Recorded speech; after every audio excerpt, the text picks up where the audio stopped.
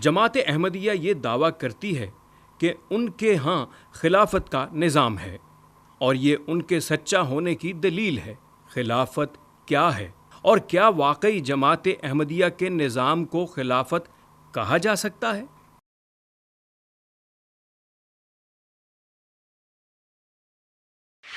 खिलाफत जो है वो असल में it is a political concept. उसका मकसद ये है कि मुसलमानों का जो हाकिम है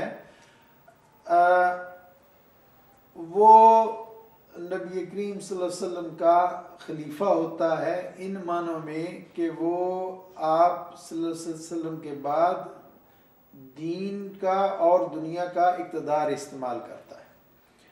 तो ये खलीफा अमीरुल मोमिनीन के माना में है और इसके लिए एक मुनज़्ज़म मुआशरा और रियासत का होना और हुकूमत का होना ज़रूरी है। तो खलीफा जो है वो बुनियादी तौर पर पॉलिटिकल कॉन्सेप्ट है जिसमें रियासत का और इक़्तिदार का तस्वुर वाबस्ता है। तो इन मानों में कादियानियों के पास ना कोई रियासत है और ना कोई इक़्तिदार है, और वो तो खुद दूसरों के तफ़ैल दूसरे के मुल्कों में जाके पनाह लेके कुछ मकानों में या कोठी में या जगह में, पाकिस्तान में भी वो एक ख़ास शहर में थोड़ी सी जगह पे रहते थे, छोटा सा शहर है, तो ये इन मानों में खिलाफत नहीं है। खलीफा वक़्त जी, ये तो एक उन्होंने यानी कि अपनी जमात को भी और पूरी दुनिया को धोखा दिया है कि इसका नाम खलीफा वक़्त रख दिया। असल में तो ये जमात अहमदिया का बादशाह है और बादशाह जो हुक्म देता है वो नीचे मानना पड़ता है। तो इसलिए अगर वो अभी चाहें इसके लिए मैं आपको मिसाल दे सकता हूँ। ये जो नज़ारत मूरमा के अमीर हैं, नाज़र हैं सलीमुद्दीन साहब, अगर ये अभी बादशाह के ख़िलाफ़ कोई बात कर दें तो बादशाह 1 मिनट में इनको साइड पे कर सकता है। ना भी करें, बस बादशाह को पता चला कि ये मेरे पसंद का बंदा नहीं है, तो ये बादशाह सलामत इसको फ़ारिग कर देंगे। तो ये खलीफा वक़्त का नाम दिया गया है, ये असल में बादशाहत है। खलीफा वक़्त की इताअत असल में इस तरह होती है कि बचपन में जब हम इस्लामियत पढ़ते हैं तो हम सबसे पहले तो मोहम्मद रसूलुल्लाह का नाम लेते हैं सल्लल्लाहु अलैहि वसल्लम, उसके बाद खुलफाए राशिदीन आ जाते हैं। तो हमें यही बताया जाता है कि जिस तरह वो खुलफाए राशिदीन थे, इसी तरह ये मसीह मौत के खुलफा हैं। जिस तरह उनका हुक्म मानना, उनकी इज़्ज़त करना हम पे फ़र्ज़ है, इसी तरह ही इनकी भी इज़्ज़त करना, इनका भी वही मकाम है। ये हकीम नूरुद्दीन को हज़रत अबू बकर सिद्दीक़ के दर्जे पे मानते हैं, और ये जो मिर्ज़ा बशीरुद्दीन महमूद है इसको अमीरुल मोमिनीन भी कहा जाता है। यही वजह है कि हम बचपन में पढ़ते हैं कि मसीह मौत के सहाबा रज़ी अल्लाह ताला अन्हु लिखा होता है साथ, तो फिर हमारे ज़हन में वो बराबर का कॉन्सेप्ट आ जाता है कि ये बिल्कुल बराबर हैं।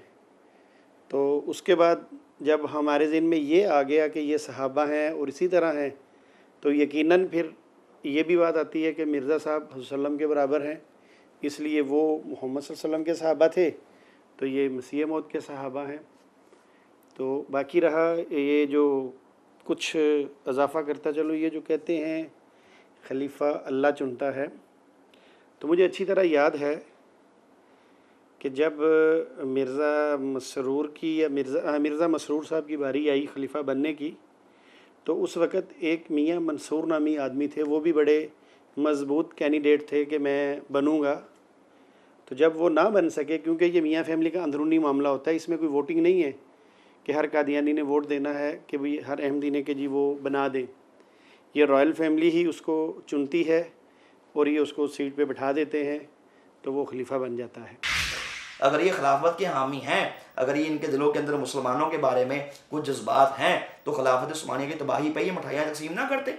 और ये इनकी खिलाफत ऐसी है कि जिनके बारे में इनके मिर्ज़े के खलीफा है, उसने खुद ये बात लिखी है, मिर्ज़ा बशीरुद्दीन महमूद ने ये बात लिखी, मिर्ज़ा ताहिर अहमद ने ये बात लिखी।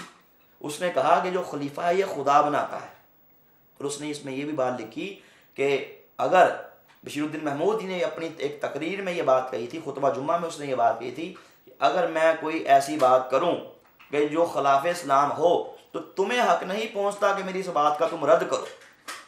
वो कहता है खलीफा खुदा बनाता है, और अगर मैं बज़ाहिरन को इस्लाम के खिलाफ बात कर भी दूं तो मेरी ये भी बात दुरुस्त है, हालांकि इस्लामी खिलाफत के अंदर ऐसी बात नहीं। सैयद अतीक अनहो का खुतबा पढ़ लें। उन्होंने कहा कि जब तक मैं इस्लाम पे चलूँ, इस्लामी तालीमात पे चलूँ, तुम मेरा कहना मानना, अगर मैं इस्लामी तालीमात से इनहराफ करूँ तो तुम मेरा कहना मत मानना। आप खिलाफत राशिदा देख लें, उनमें यही उसूल था, वो ये खुद कहते थे। तो ये इनकी खिलाफत कैसी है कि जो कह रहे हैं कि मैं अगर खिलाफ इस्लाम भी काम करूँ तो आप उसको भी ठीक समझो। पहली बात तो ये है कि दुनिया में जो भी कोई तंजीम थोड़ी तादाद में है, उनमें कोई ना कोई उनका सदर या उनकी मजलिस आमला या उनका इंतज़ाम निज़ाम मौजूद है। इसमें आप उसको लीडर कह लें या उनको वो इसको खलीफा कहते हैं तो कह लें, इनसे बड़ी जमातें पाकिस्तान में भी मौजूद हैं जिनका कोई ना कोई एक लीडर है, जमायत इस्लामी हो या और तंजीमें जो मौजूद हैं। बल्कि ये जो तबलीगी जमात है, इनके मेंबरान अहमदियों की निस्बत बहुत ज़्यादा है, कई गुना ज़्यादा हैं। उनके अंदर निज़ाम भी बहुत अच्छा है, उनमें तबलीगी जज्बा भी बहुत ज़्यादा है अहमदियों की निस्बत। और अहमदी वो जमात अपने मेंबरान से चंदा भी वसूल नहीं करती, उन पे कोई माली बोझ भी नहीं डालती। इसके बावजूद वो लोग जोक दर जोक रायविंड में जाते हैं और जाके अपने अमीर के अंडर अपनी खिदमात पेश करते हैं। और ना सिर्फ पाकिस्तान बल्कि दुनिया में वो तबलीगी निज़ाम उन्होंने चला रखा है। फ़र्क सिर्फ ये है कि उनका जो हेड है वो अपने आप को खलीफा नहीं कहता और वो ये समझता है कि खिलाफत जो है उसका तकद्दस क्या है। कादियानियत ये एक सोशल फिनामिना है और इसके बहुत सारे एस्पेक्ट हैं। इसको स्टडी करने के लिए उनमें रहना भी चाहिए ताकि पता चले कि उनका तर्ज़ एहसास क्या है। मैंने ये जहाँ तक कादियानी ग्रोह को समझा है, वो मिर्ज़ा महमूद ने उनको ऑर्गेनाइज़ किया था गांव के कल्चर की बुनियाद पर। जिस तरह जागीरदार अपने रियाया को एक ख़ास ज़हनी सतह पे ले आता है और ख़ुद को एक ख़ास सतह पे रखता है, उसको बिल्कुल उस वही कल्चर था कि कमीरे नौकर चाकर की सतह पर लोगों को रखकर ख़ुद को उनका जागीरदार की सतह पर, वडेरे की सतह पर उसने रखा।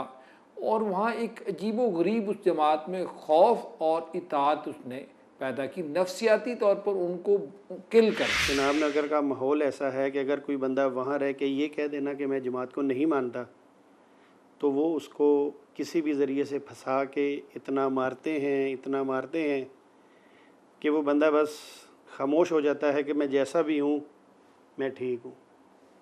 जुल्म बहुत करते हैं। ऐसा है जी कि जब मेरा ऐलान हुआ तो मुझे एक साहब ने जर्मनी से फ़ोन किया।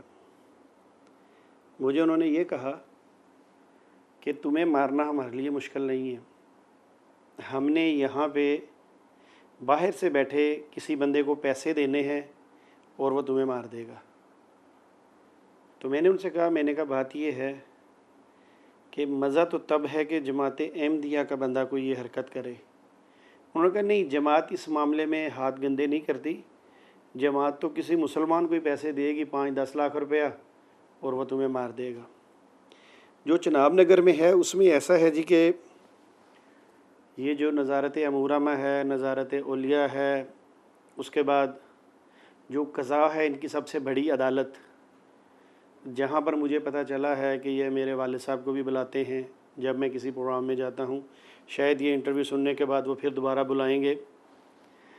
तो वहाँ पे ये फ़ैसले होते हैं कि जी फ़लाँ बंदा है ये जमात के ख़िलाफ़ बोल रहा है। उसके लिए ये करते हैं कि इनकी मंथलियाँ सेट हैं पुलिस वालों के साथ,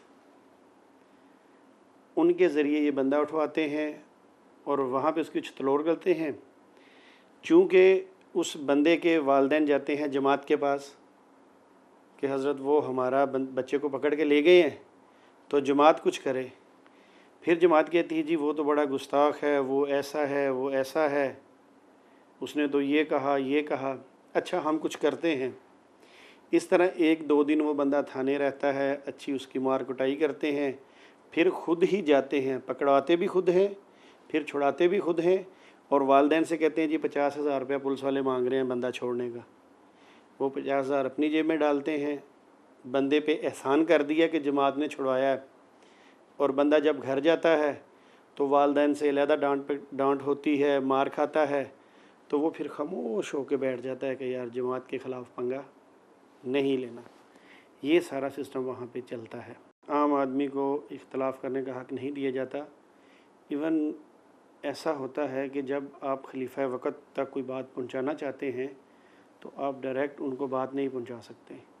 अगर आप जनाब नगर में हैं, आप उनको फैक्स करते हैं या कुछ भी करते हैं, तो वो जो खलीफा वक़्त के वहाँ पे बंदे बैठे हैं पहले उनके पास जाती है, वो फिर उस बात की तस्दीक करते हैं जनाब नगर से, क्या ये बात फ़लाँ मोहल्ले से फ़लाँ बंदे ने लिख कर भेजी है, इसका क्या करना है।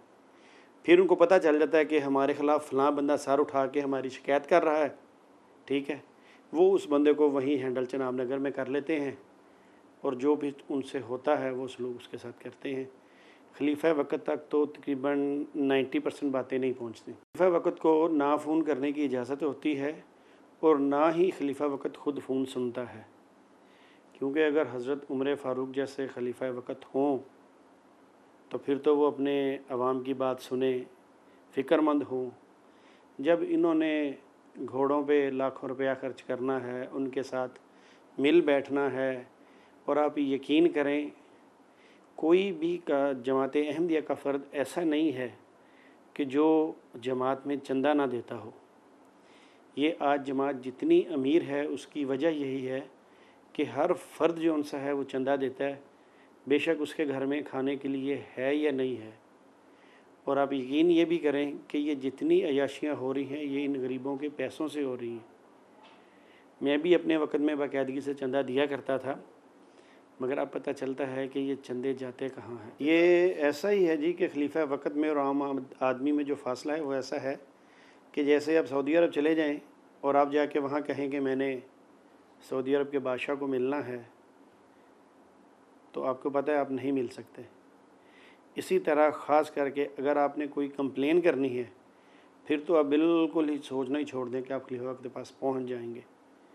10 मराहिल ऐसे आएंगे जो आपसे पूछा जाएगा आपने क्यों मिलना है, क्या बात करनी है, किस लिए मिलना है, किसने भेजा है, किसकी शिकायत लगानी है, पहले हमें बताएं कि ये बात करने वाली है कि नहीं है। जी काफ़ी गरीब लोग ऐसे हैं जो ख़ुदकुशी करने पे मजबूर हैं और कर भी रहे हैं, मगर खलीफा वक़्त तक रिपोर्ट ही नहीं पहुंचती। कैसे पहुंचे? तो इसलिए जिस खिलाफत का निज़ाम यही है कि अपने चहेतों को ला के ऊपर बैठा दिया और जो असल बंदे हैं उनको दबा दिया, तो वो खिलाफत कैसी हो सकती।